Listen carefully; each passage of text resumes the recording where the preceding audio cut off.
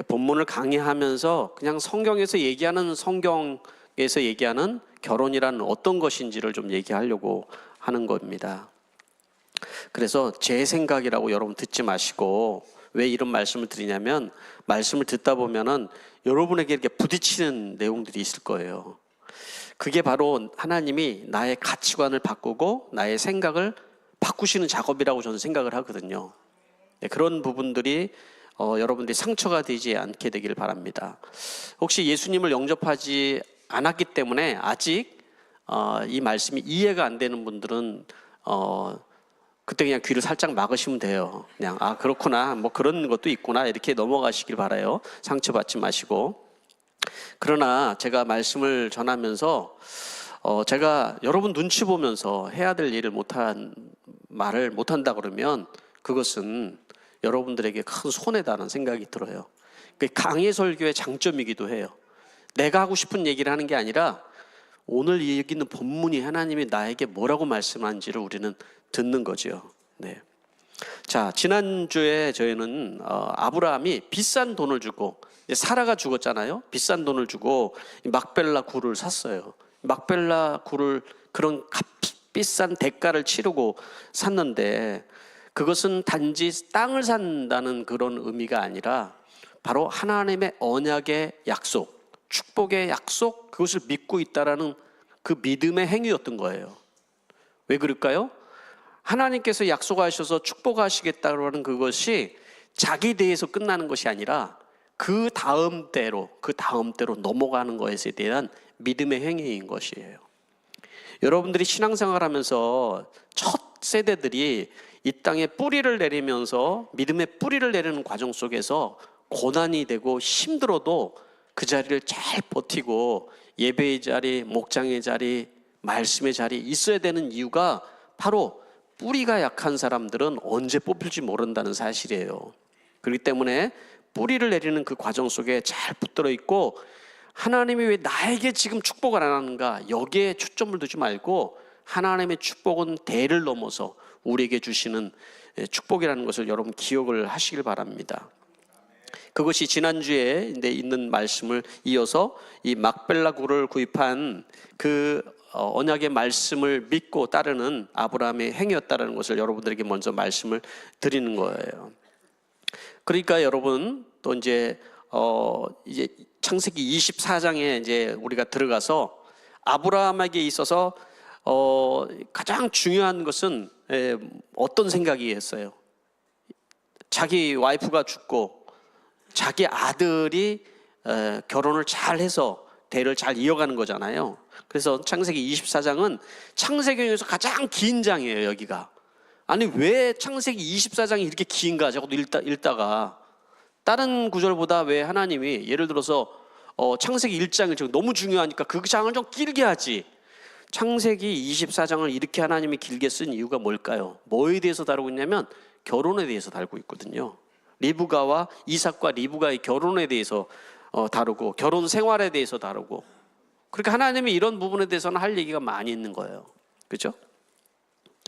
자, 그래서 아브라함이 이삭을 위해서, 아브라함이 이삭의 대를 이어서 축복이 흘러가고 언약의 말씀이 흘러가기 위해서 아브라함이 이삭을 위해서 해야 되는 이 결혼, 이삭을 결혼시키는 것이 가장 중요한 일이 되어버린 거예요. 이제 자기 나이가 많이 들었고, 그러면 이 이삭을 결혼시키기 위해서 무엇이 필요했을까요? 자, 첫 번째는요, 분명한 기준이 있어야 된다는 거예요. 분명한 기준이. 강해니까 이제 제 1절부터 이렇게 좀 보면은 아브라함에게 하나님이 하는 일마다 복을 주셨다고 얘기를 했어요. 근데 그전에는 하는 일마다 복이 그렇게 따르지는 않았어요. 그렇죠? 여러분 예수를 믿는데 1세대들은 하는 일마다 잘 안 될 때가 있어요. 그렇죠? 아브라함의 인생 자체에 고난이 참 많이 있었거든요. 그런데 하나님이 노년에는 아브라함이 하는 일마다 복을 주셨다. 나이가 들어서 평안했다. 여러분 이런 축복이 어디 있어요? 젊어서 고생이 좀 되더라도 노년에 평안하고 하나님의 하는 일마다 복을 준다면 그것이 얼마나 좋습니까? 젊어서 너무 잘 나갔는데 노년에는 인생이 막 꼬여가지고 하는 일마다 안 되더라. 여러분 이게 얼마나 비참한 인생입니까? 결국 우리는 하나님 나라에 가야 할 것인데 마지막이 최고로 좋아야 되는 거예요. 우리 인생은. 그렇죠? 이 아브라함의 그 하나님께서 이 부리기 쉬운 종으로서 훈련시키신 다음에 이제 복을 주시는데, 이 복이 아브라함에게서만 멈추는 것이 아니라 아브라함에게는 그 다음 대로 넘어가는 축복이 있어야 되는데, 아브라함에게 마지막 남은 미션이 뭐냐면 자기 아들 이삭이 하나님의 언약과 복을 받는 거예요. 그죠? 대를 이어가면서 받는 것이죠. 아브라함이 자기의 충실한 종 엘리에셀을 불렀어요. 엘리에셀은 누구예요? 갑자기 등장한 게 아니라 이삭이 태어나기 전에 자기가 그 자식이 없으니까 대신 자기의 대를 이으려고 생각했던 사람이 엘리에셀이에요.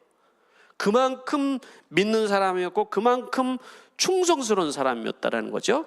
그 엘리에셀을 불러서 얘기를 합니다. 내가 이삭이 이제 벌써 나이가 30이 넘었고 홍기가 찼는데 장가를 좀 보내야겠다라는 생각을 했어요. 그러면서 3절과 4절 말씀에 이렇게 아브라함이 이삭의 아내를 찾기 위한 기준을 아주 선명하게 얘기를 합니다. 너는 가서 그 며느리가 될 사람을 찾는 게 아니라 내 아들의 아내 될 여인을 내가 찾아서 이 가나안 사람 중에서 찾지 말고, 딸을 찾지 말고 어디서 찾으라고 나와 있어요? 내 고향, 나의 친척이 사는 곳으로 가서 거기서 나의 아들 이삭이 될 아내를 찾아가지고 와라 얘기를 하고 있는 거예요.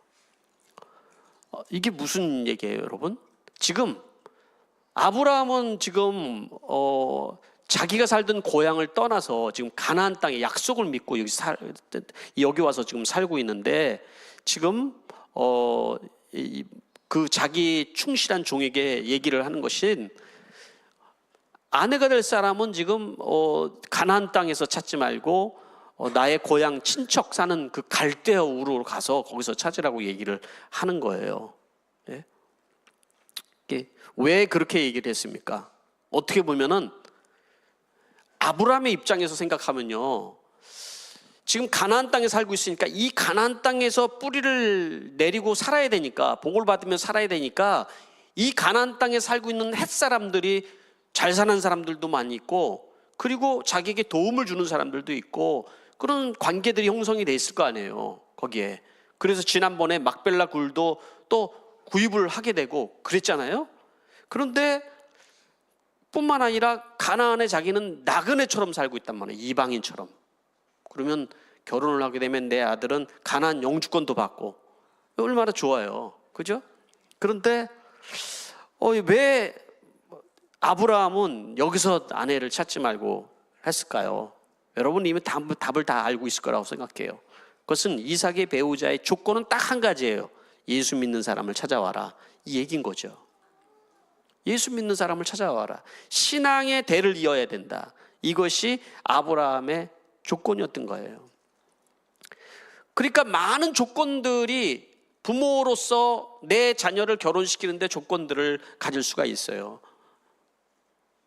돈이 많은 사람, 똑똑한 사람, 잘생긴 사람, 여러 가지 생각할 수 있지만은 아브라함에게 있어서의 최고의 조건은 바로 예수 믿는 그거였다는 거예요. 하나님이 바라봤을 때 가나안 사람들이 이렇게 살아가면서 별 다르지 않게 살아가는 것 같지만은, 하나님을 봤을 때 가나안 땅에 살고 있는 사람들은 함의 후예들로서 하나님을 떠난 사람들이에요.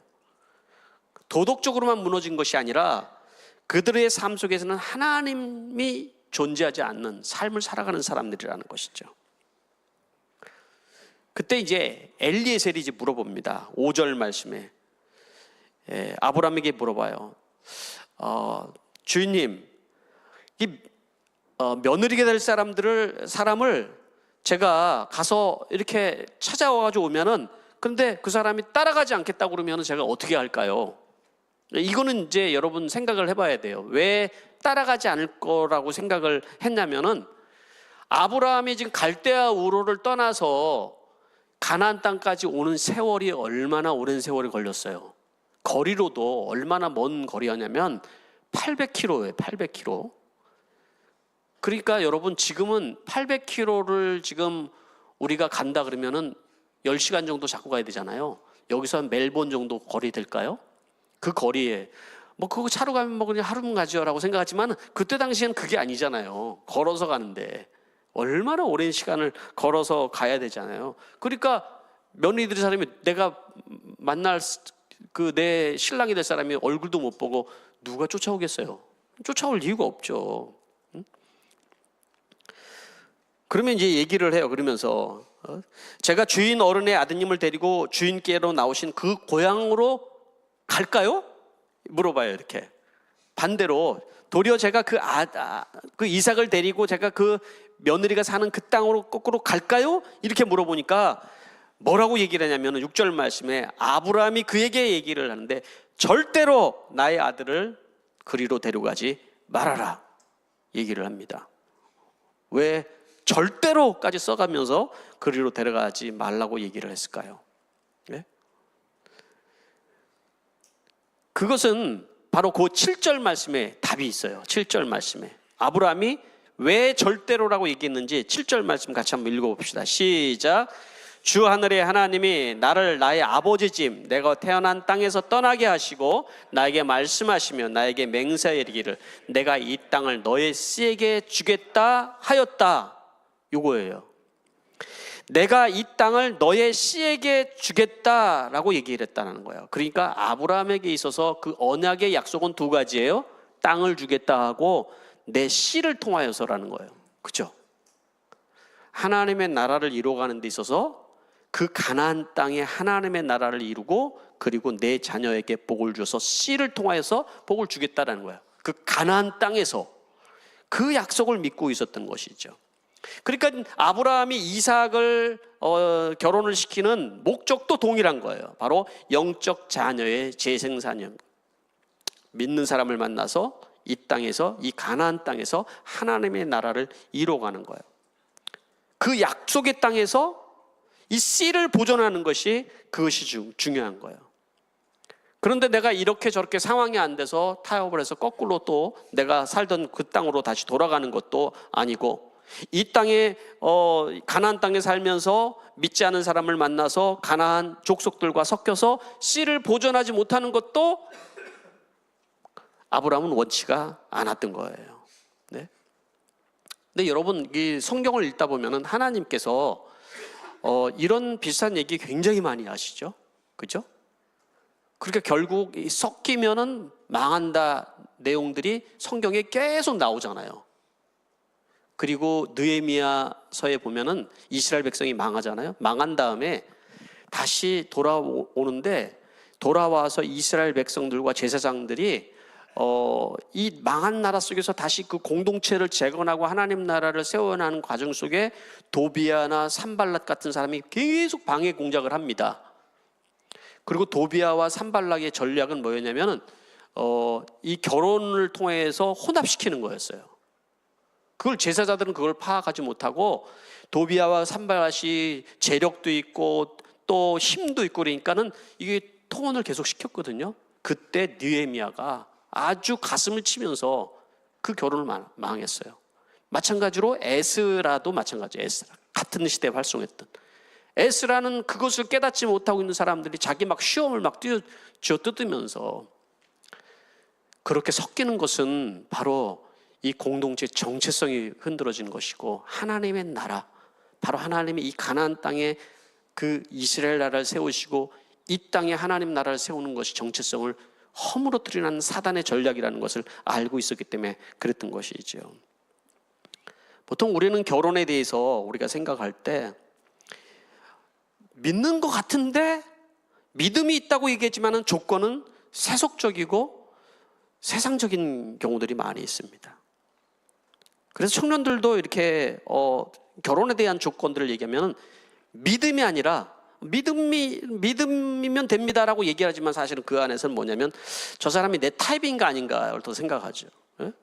나에게 도움이 되는가, 나의 행복에 얼마나 도움이 되는가, 인물 따지고 재력 따지고 얼마나 학벌이 있는지 뭐 이런 걸 따지기에는 세속적인 기준으로 자꾸 보게 됩니다. 그것이 전혀 필요 없다라는 것은 아니지만 크리스천들 이걸 다 갖추면서 준비되어야 되지만은, 그러나 결혼은 자신의 행복을 위한 조건이 아니라 바로 거룩이 목적이라는 거예요. 하나님의 씨를 보존하고 하나님의 나라를 이루어가기 위한 것이라는 거죠. 부모들은 그렇게 생각합니다. 아니, 자기들끼리 좋으면 되는 거 아닙니까? 그래서 전도해가지고 신앙을 가지도록 하면 되지 않겠습니까? 그럴 수 있습니다, 여러분. 그런 경우들도 있고요. 많이 있습니다. 그렇지만 여러분, 한평생 그 한 사람을 위해서 희생해야 될 수 있어요. 내가 지금 하나님의 나라를 위해서 힘있게 인생을 살아가고 주의 나라를 위해서, 주를 위해서 살아가야 될 사람이 그 한 사람을 위해서 내 평생을 다 들여서 영혼 구원에 힘써야 될 수도 있고요. 결국 실패할 수도 있어요, 그거는. 네. 그래서 여러분, 믿음이면 다냐? 여러분, 믿음이면 다 아닐 수도 있어요, 여러분. 다른 조건들도 다 필요할 수 있지만은, 그러나 크리스찬에게 있어서는 믿음이 기준이어야 된다라고 얘기해 주는 거예요.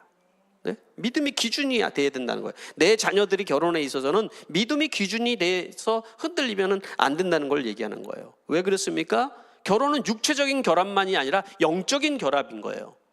생명과 죽음 사이에 여러분 결합인 거예요, 여러분. 이것이. 네.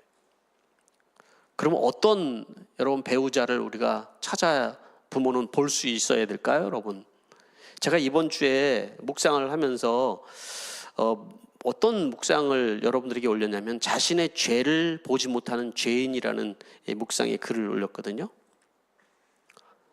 가장 축복된 사람이 뭐냐면 자기 죄를 볼 줄 아는 사람들이에요. 자기 죄를 못 보는 사람들은요, 굉장히 교만하고 하나님이 싫어하는 사람들이에요. 네? 아무리 콩가루 같은 환경과 콩가루 같은 그런 집안에서 살아왔을지라도 자신이 부족함과 자기 죄를 볼 수 있는 그런 남편과 아내가 최고의 내 남편이고 아내여야 되는 거예요. 네? 그게. 그런데 자기 죄를 숨기고 잘난 척하고, 그리고 자기의 연약함보다는 자기의 강함을 자랑하면서 살아가는 사람들은 그것은 언제 무너질지 모르는 거예요, 여러분. 기준이 없어서 잘못된 선택을 여러분 우리가 인생을 해서 여러분 그렇게 우리는 살아가야만 안 되는 것이죠. 믿음이라는 것은 교회 갈 때만 필요한 것이 아니라 우리의 삶의 전반 모든 삶에 걸쳐서, 인생에 걸쳐서 다 필요한 거예요, 여러분. 그게. 그래서 부모가 아브라함이 이삭을 위해서 성경적인 결혼관을 가지고 타협하지 않은 것처럼 우리들이 내 자녀들을 위해서 기도하고 내 자녀들의 결혼을 위해서 여러분들이 그 기준을 가지고 살아가야 된다는 거예요. 굉장히 여러분들에게 아마 부딪히는 사람들이 있을 수 있어요. 제가 얘기를 했잖아요, 미리. 부딪힐 수 있다고 말씀드렸잖아요.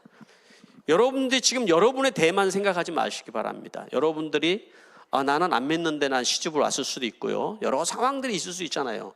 그렇게 나는 결혼하지 못했을 수도 있어요.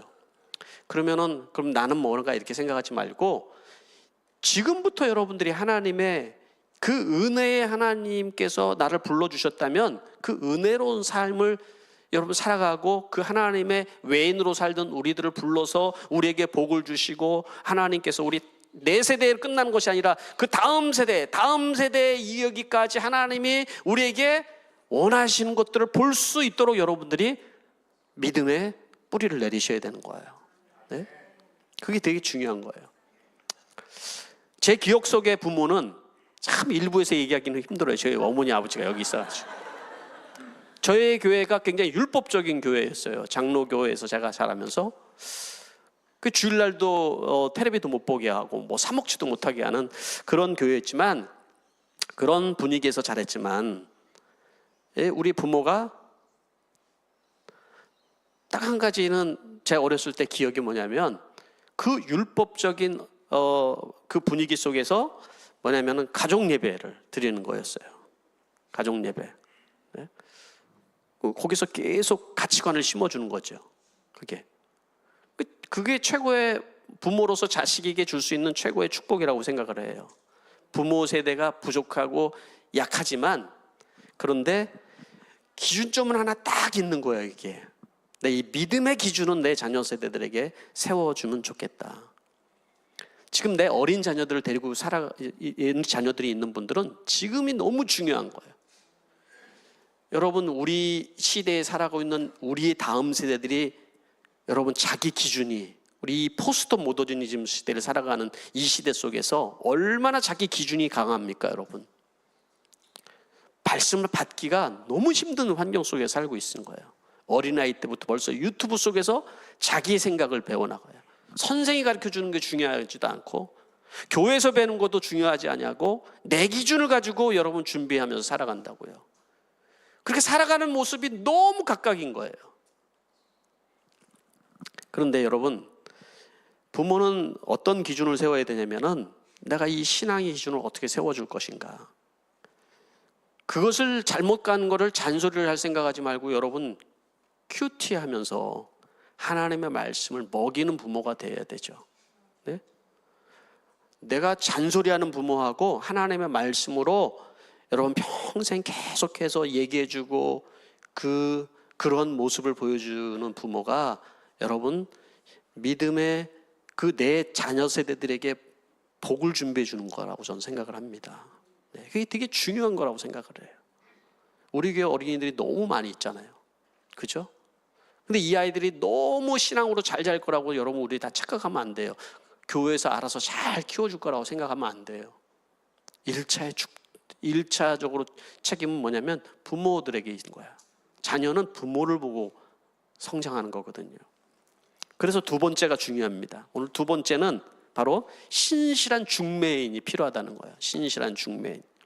9절 말씀을 보니까 그래서 그 종은 손을 주인 아브라함의 다리 사이에 놓고 이 일을 두고 그에게 맹세하였다. 제가 이 9절만 읽었는데 제가 아까 엘리에셀이라는 사람 얘기를 했잖아요. 이삭의 배우자를 찾기 위해서 바로 이 엘리에셀의 역할이 계속 나오고 있어요. 아브라함은 늙었고 그리고 이 엘리에셀의 역할이, 그래서 하란 땅까지 그 먼 거리를 마다하지 아니하고 오랜 시간을 거쳐서 하란 땅까지 도착하는 과정이 그 뒤에 우리가 읽지 않은 뒷부분에도 나오고요. 이 엘리에셀이 얼마나 여러분 신실하냐면은 정말 이 아브라함이 한 얘기를 그대로 실행하기 위해서 아주 충성스럽게 그 일을 하는 것을 볼 수가 있어요. 아브라함에게 있어서 바로 이 엘리에셀은 너무 소중한 동역자이자 또 내 아들이 결혼으로 이끌어주는 중매인과 같은 역할을 한 거예요. 그래서 고린도후서 11장 2절에도 내가 하나님의 열심으로 너희를 위하여 열심을 내노니 내가 너희를 정결한 처녀로 한 남편인 그리스도께 드리려고 중매함이라. 중매라는 단어가 나오죠. 그리스도, 우리는 다 신부들인데 하나님 예수 그리스도께서 신랑 대신 예수님께 중매하는 역할을 한다. 우리들이 그런 중매자의 역할을 한다. 이런 표현으로 얘기를 해주잖아요. 이런 중매자가 없었던 사람이 있어요. 동일한 시대에 바로 누구예요? 조카 롯이죠. 롯을 한번 생각해 보세요. 롯은 옆에 이런 중매인이 없었어요. 동역자가 없었어요. 그래서 그가 소돔과 고모라 땅에서 그 자녀들이 신앙의 가치관이나 어떤 기준이 전혀 없이 살아가다가 결국은 그 멸망하는 도시에서 간신히 살아는 나왔지만은 마지막이 너무나도 비참한 모습을 볼 수가 있는 것이잖아요. 그죠? 아브라함이 그 부탁한 것을 실행하기 위해서 엘리에셀이 하는 것을 계속 보니까 계속 기도하는 모습을 볼 수가 있어요. 하나님, 아브라함, 이삭의 신부를 만날 수 있도록 하나님 도와주세요라는 기도를 계속하면서 그 여정을 800km나 되는 그 여정을 계속해서 가는 것을 그 다음에 볼 수가 있어요. 왜 그래요? 아브라함에게도 이것이 믿음의 계보를 잇는 것이 너무 소중한 일이었고 바로 자기에게 주어진 이 사명도 너무 소중한 일이라는 것을 알고 있었기 때문에 그랬어요. 이번 주에 윤 목사님하고 제가 대화를 하는 중에 윤 목사님이 대화하는 중에 어린 나무가 묘목이 이게 자라는데 이 묘목이 비바람이 불고 막 그러면 이제 묘목이 뽑히기도 하고 자라다 죽기도 하고 그러잖아요. 그래서 이 묘목이 잘 자라기 위해서 필요한 것이 무엇이냐. 무슨 얘기를 하냐면, 신앙이, 지난주에 제가 신앙의 1세대들은 뿌리가 약하기 때문에 자꾸 흔들린다 이 얘기를 했는데, 뭐가 이 어린 나무에게 필요하냐면, 유 목사님이 그 얘기했어요. 버팀목이 필요한 것 같습니다 그랬어요. 버팀목이. 바람이 불어도 흔들리지 않고 옆에 이렇게 버팀목을 이렇게 세워두잖아요. 그렇잖아요? 안 보셨나 보네요 그게.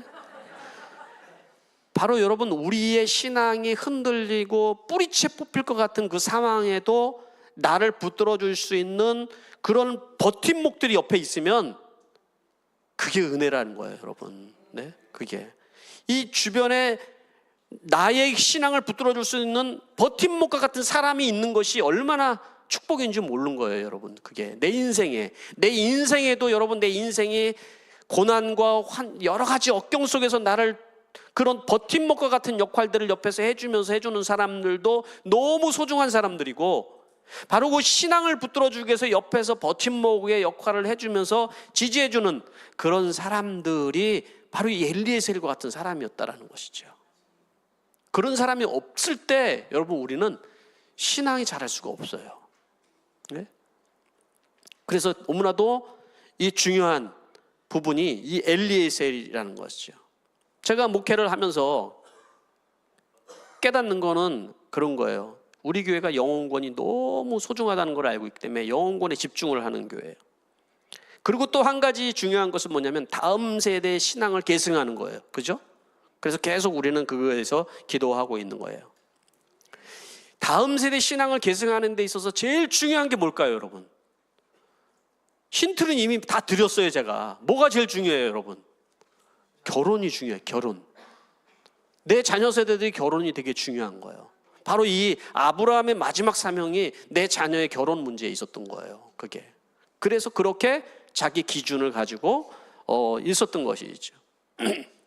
그냥 알아서 잘하겠지 여러분 그렇게 생각할 것이 아니라, 성경적인 가치관과 성경적인 기준을 잘 세워주는 것, 그것이 너무나도 중요하다는 거예요. 제 아내는 아시다시피 모를 수도 있죠 여러분들은, 25, 20대 중반에 예수를 믿었어요. 주변에 버팀목들이 많이 있어서 신앙이 아주 견고하게 3년 만에 잘 자랄 수 있었어요. 그러면서도 고백해요. 자기는 1세대 신앙이어가지고 흔들흔들 할 때가 많이 있다는 얘기를 해요. 그게 제 아내를 전도했던 집사님이, 제 아내가 이제 나이가 그때 이미 이제 예수 믿은 지 한 3년 되니까는, 나이가 25세 예수 믿어서 3년 되면 몇 살이에요? 28살이잖아요. 28이 됐는데, 노처녀가 됐는데 시집을 못 가고 있는, 집안에서 다 걱정이 났어요. 그래서 뭐 여기도 선봐라 저기도 선봐라 그래가지고, 저 영지버섯 하는 사장님하고도 산도 보고, 뭐 컴퓨터 하는 사장님하고도 선도 보고, 또 강릉에 놀러 갔다 헌팅 당해가지고 같이 또 뭐 이렇게 뭐 하고, 제가 다 모르는 것 같아도 다 알고 있어요 내가. 왜냐면 결혼하기 전이니까 다.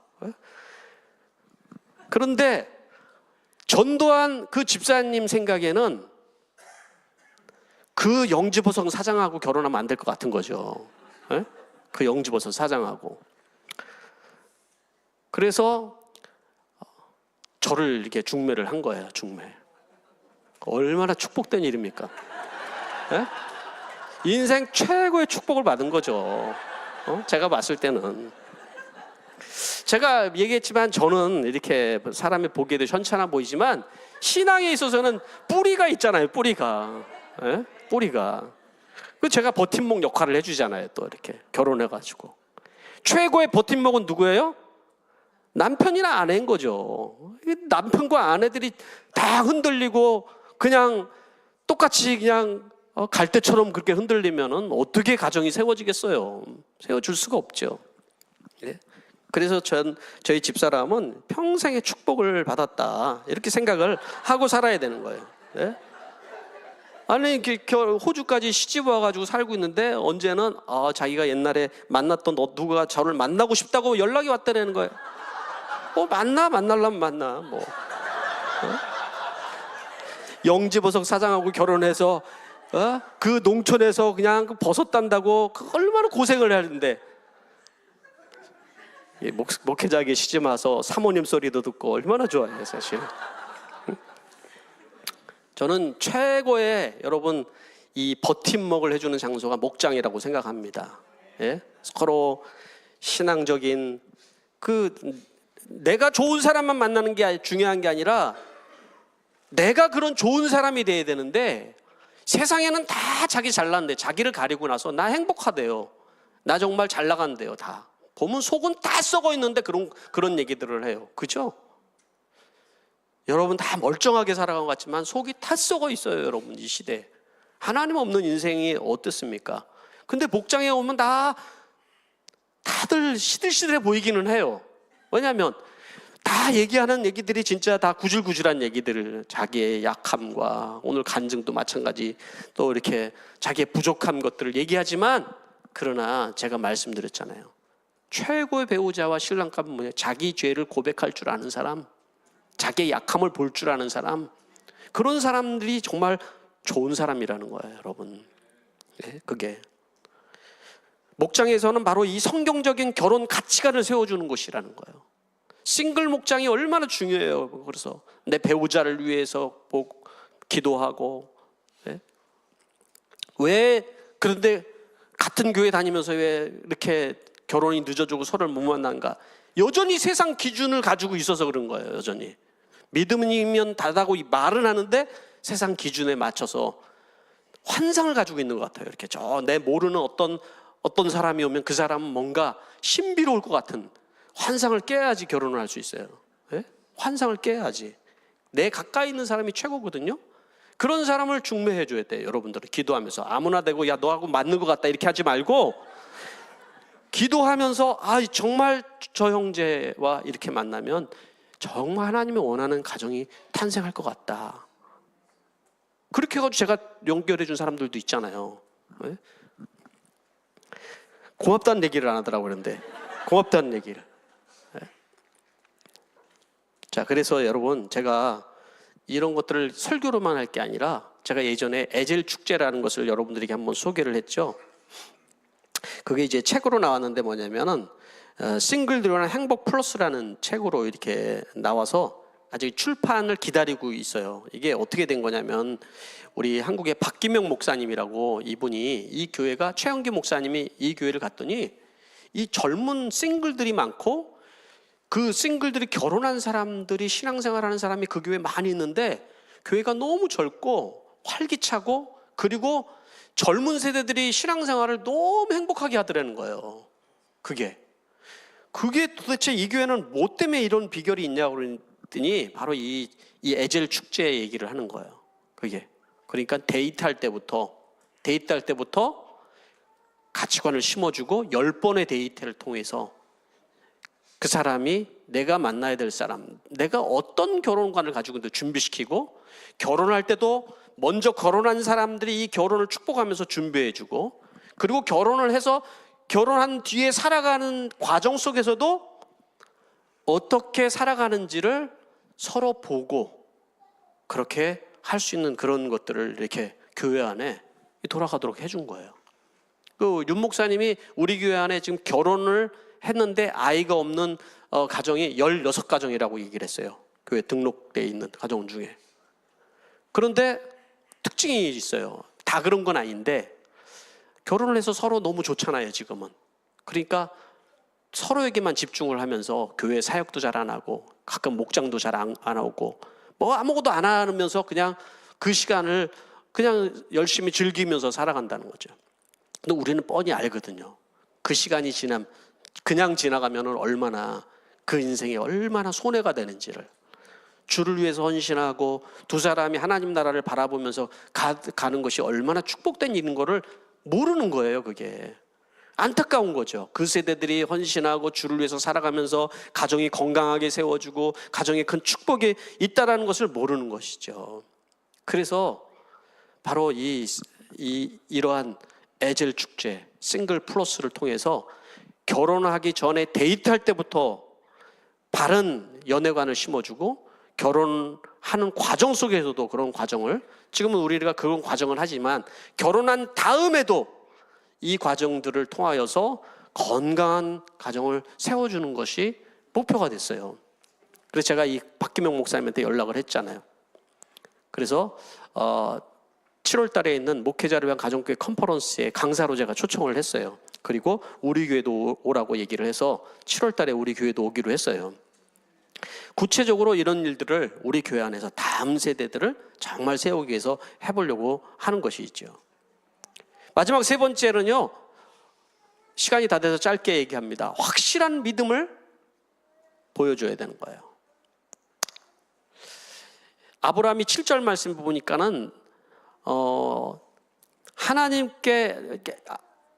하나님께서 이 땅을 너의 씨에게 주겠다, 이런 확실한 믿음과, 그리고 내 아들의 아내 될 사람을 데려오도록 널 도와주실 것이다, 이런 믿음이 있었어요.